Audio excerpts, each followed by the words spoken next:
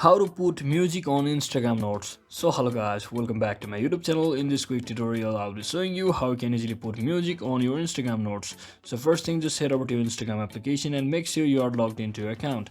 So once you're inside here, just click on this profile icon at the bottom right corner, and you can see at the top right above your profile icon you can see what's new option or button. So just tap on this, and basically it's a notes section where you will easily be able to add your notes, like saying anything over here. And to add a music, you can simply tap on this music logo option over here right below the profile icon, and just put on any music from over here just like this, and select the music and click on next, and just click on done and click on share.